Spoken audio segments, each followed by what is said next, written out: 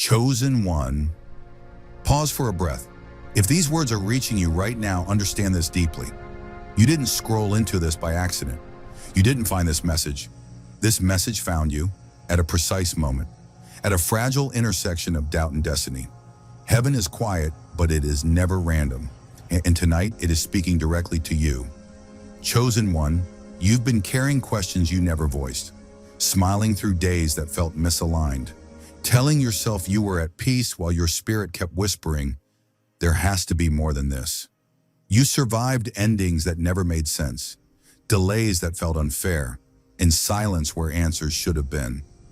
And somewhere along the way, you came dangerously close to calling good enough your final destination. And chosen one, before we go deeper, pause right here. If your spirit already feels stirred, if something inside you is leaning forward instead of pulling away, hit subscribe and comment, I'm ready. Not for the algorithm, but as a declaration. Because this message is about to speak directly to you. What you thought was restlessness was not weakness. It was recognition, a holy discomfort, a divine investigation happening within you. God was searching your heart to see if you would settle quietly or if you were still listening. And when you stood at the edge of compromise, when you were about to accept a life smaller than your calling, God said no, not to break you, not to punish you, but to wake you up. That disruption you didn't understand, protection, that door that closed without explanation, alignment.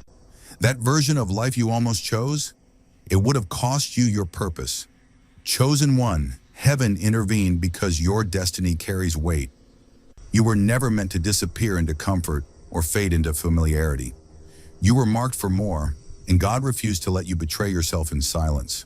Stay with me, because what you're about to hear next isn't motivation, it's confirmation. Chosen one, there was a season in your life where everything looked calm on the surface. From the outside, it appeared settled, manageable, even good enough. People may have told you that you were lucky, that you should be grateful, that stability itself was a blessing. And so you stayed. You stayed because it was familiar. You stayed because leaving felt risky. You stayed because choosing peace seemed easier than confronting truth. But while your life looked steady, your spirit slowly began to disappear inside it. Have you noticed how the loudest pain is not chaos, but silence?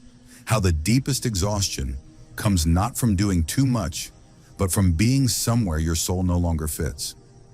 Over time, your heart grew quieter. Not because you had nothing to say, but because no one was truly listening. Your ideas softened, your dreams dimmed, your voice learned to lower itself just to belong. And without realizing it, you started shrinking. Not out of fear, but out of survival. Chosen one, this is where many misunderstand what was happening to you. You didn't lose passion because you were weak. You didn't lose excitement because you were lazy. You didn't lose direction because you lacked discipline. You grew quiet because you were outgrowing a space that could no longer hold who you were becoming. When a soul evolves beyond its environment, silence is often the first signal. Ask yourself gently, when was the last time you felt truly seen? Not appreciated for what you provide, not tolerated for who you are, but recognized for the depth you carry. When was the last time your presence felt expanded instead of managed? These questions aren't meant to accuse you, they are meant to awaken you. There is a subtle grief that comes from staying too long in places where your spirit is misunderstood. You begin to confuse numbness with peace. You tell yourself, at least nothing is wrong, while quietly ignoring the truth that nothing is alive either. In Chosen one, heaven noticed that trade you were about to make, comfort in exchange for calling. This is why your heart didn't break loudly. It withdrew. It protected itself. It went quiet so you could survive what you were not meant to stay in. Silence became a shield, not a surrender. And even in that quietness, God was still speaking, waiting to see if you would listen to the unrest beneath the calm. Because Chosen one, places that require you to mute your soul are not safe places. They are temporary shelters, not destinations. And the quiet you felt was not the end of you. It was the beginning of awareness, a holy pause before divine movement, a signal that you were standing at the edge of something greater, even if you couldn't name it yet. Let this land gently. You did not fail there. You outgrew it. And what comes next will begin to make that truth unmistakably clear. Chosen one, when God intervenes in the life of someone called for more, he rarely arrives with noise. There was no thunder, no dramatic sign written across the sky. Instead, there was a softness, a pause, a gentle resistance that met you every time you tried to fully settle into something that looked right on the surface but felt misaligned in your spirit. God didn't shout at you, because shouting startles, but whispering invites attention. Think back for a moment. How many times did things almost work, yet never quite align? How often did you feel delayed when you were ready to move forward? How many prayers did you send upward, only to receive silence in return?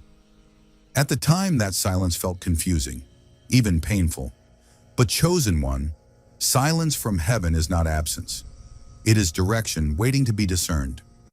God was speaking to you through hesitation, through closed doors that didn't slam, but gently refused to open, through a quiet discomfort you couldn't explain to anyone else because there was nothing technically wrong, and yet something within you resisted fully saying yes.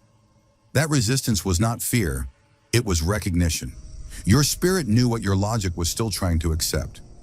Have you noticed how God often protects you by slowing you down rather than stopping you outright? How he allows you to approach something just enough to see it clearly, but not enough to be trapped by it? That is what mercy looks like when it moves softly. Heaven was saying, not this, not because it's bad, but because it's not you. Chosen one, this whisper was not rejection, it was redirection. God wasn't denying you a future. He was guarding the one prepared for you. The unanswered prayers were not ignored requests. They were filtered ones. God was separating what you desired from what you were destined for, even when the two looked almost identical. And that is why the whisper felt so personal, so intimate. It met you in quiet moments, late at night, when no one else could hear the questions forming in your heart. It followed you into your thoughts, your dreams, your stillness. Because God speaks most clearly when the noise fades, and you were finally listening. Ask yourself now, chosen one, what was God gently steering you away from, even when you didn't understand why? What almost became permanent simply because it was available? What path felt acceptable, but not alive? These questions are not meant to reopen wounds. They are meant to reveal protection you didn't recognize at the time. That whisper, not this, was heaven's way of saying, there is more ahead, and I will not let you stop here. It was the sound of divine care meeting human uncertainty, a holy interruption wrapped in gentleness. And if you listen closely, you may realize that whisper never left you. Chosen one, when the shift happened, it didn't arrive with clarity. It arrived with absence. Something left your life, or began to loosen its grip, and suddenly the ground beneath you felt unfamiliar. What once felt secure was no longer there, and your first instinct was to grieve. You asked yourself what you did wrong, what you missed, what you could have done differently. But hear this gently, what left your life was not taken to punish you. It moved because it could no longer walk with you into what God was preparing next. Loss feels heavy because we measure it by what disappears, not by what it prevents. At the time, you couldn't see the paths that were quietly being closed on your behalf. You couldn't see the future versions of yourself that would have been diminished had certain things stayed. God was not stripping you of safety. He was removing limitations disguised as familiarity. And chosen one, that kind of protection often hurts because it requires separation before it brings understanding. Have you noticed how some endings feel unfinished, even unfair? How there was no dramatic conflict, no clear reason, just a sudden shift that made staying impossible. That wasn't confusion, that was intervention.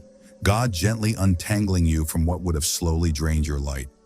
Sometimes heaven does not explain itself immediately because explanation would come too late. Protection works best when it moves ahead of your awareness. What you called loss was actually a boundary God placed around your becoming. Certain relationships, roles, environments, even versions of yourself could not go where you were being led. They weren't bad. They just weren't aligned with the weight of your calling. And so they loosened, faded, or fell away, not to empty you, but to make room. Ask yourself now, chosen one, if that thing had stayed, who would you have had to become smaller to keep it? What parts of you would have remained hidden, muted, or postponed?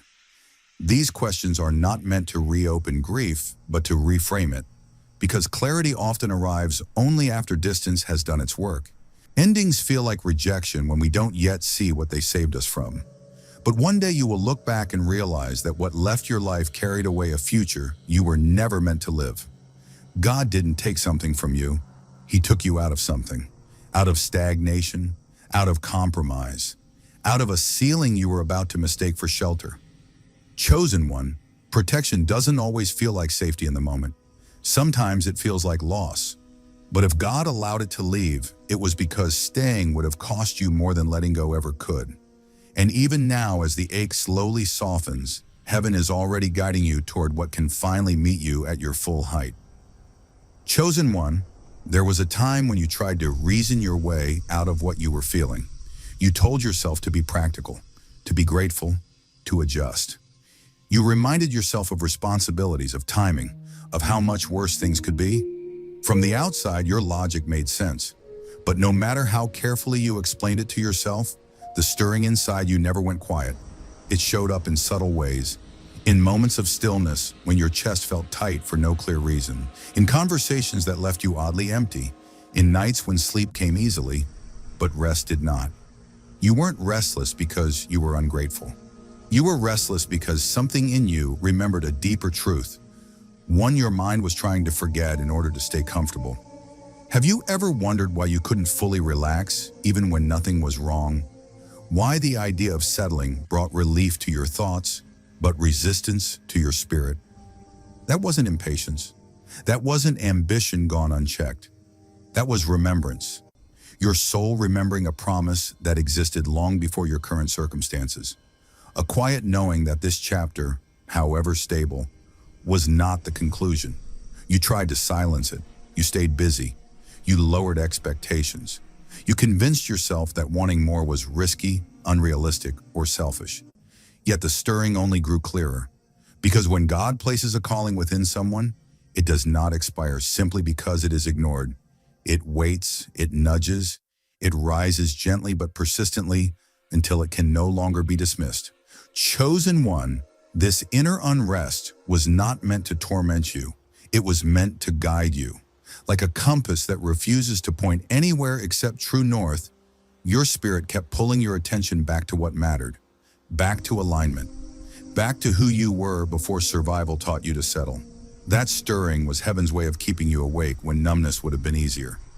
Ask yourself now, what kept returning to your thoughts even when you tried to move on?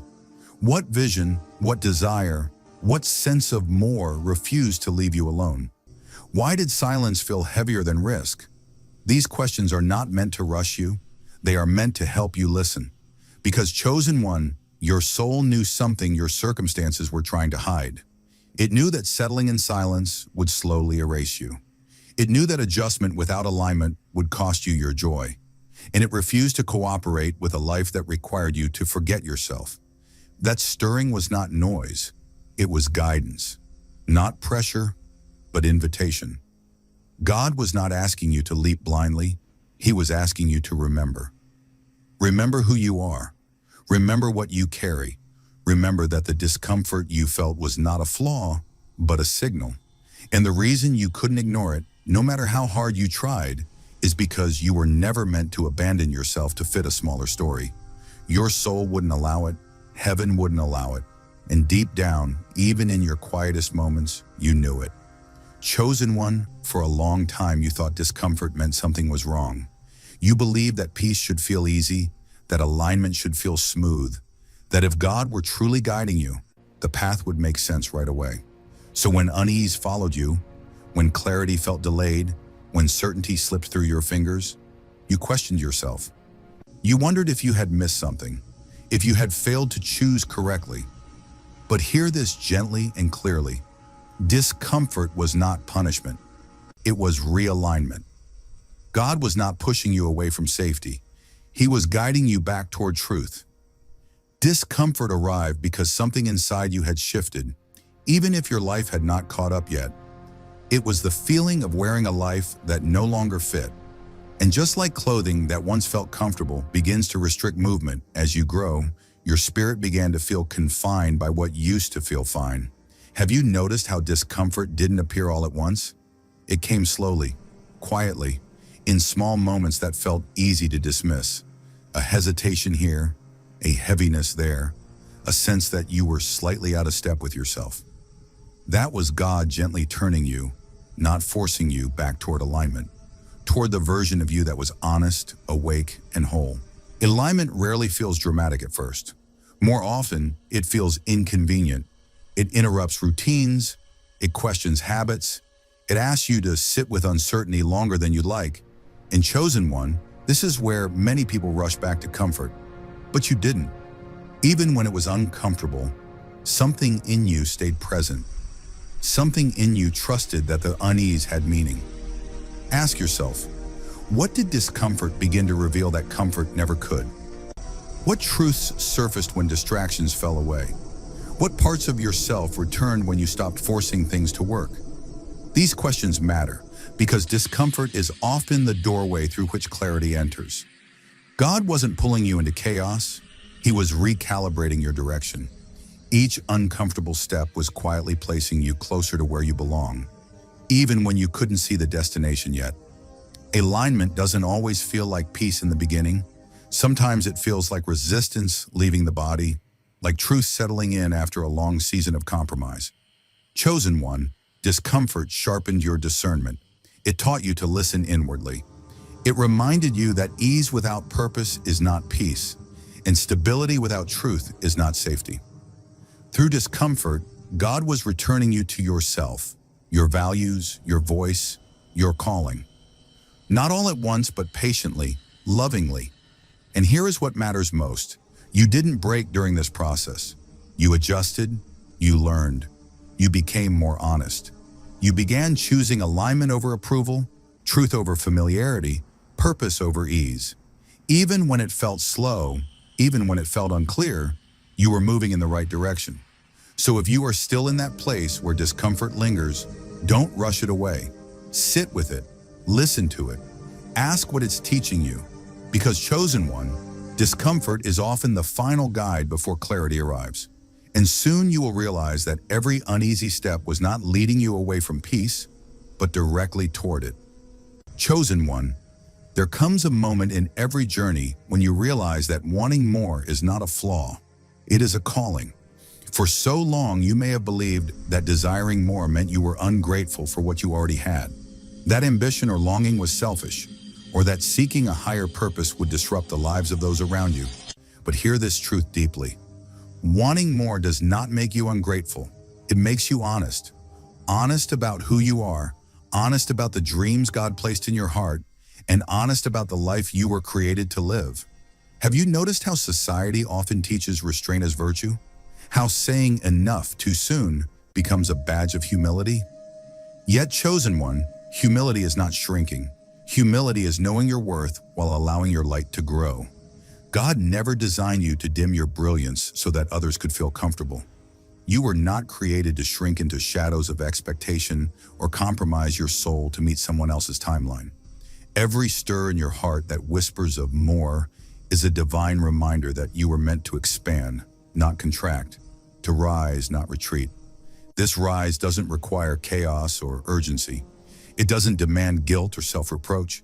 You can step into more with calm confidence, like a river finding its way through mountains, persistent, steady, and inevitable. Each step toward your purpose, each bold decision to embrace your calling, is not rebellion. It is harmony with the voice that has always been within you, guiding, urging, and protecting. And Chosen One, peace is the companion of truth, even when it feels unfamiliar in the midst of growth. Ask yourself now, what would it mean to allow yourself more without apology? What fears arise when you imagine claiming your full potential? Is it the fear of judgment, the fear of leaving comfort behind, or the fear of being misunderstood? These fears are normal, but they are not directives. They are reminders to lean into courage, to rise gently but unapologetically into the life God prepared for you. You are not required to justify your calling to anyone. You are not required to dim your brilliance, slow your momentum, or feel guilty for being awake to possibility. Every intention to reach higher, to pursue what your soul remembers, is not vanity. It is alignment. It is the soul recognizing its own voice and God's quiet hand urging you forward. So, chosen one, breathe into this truth.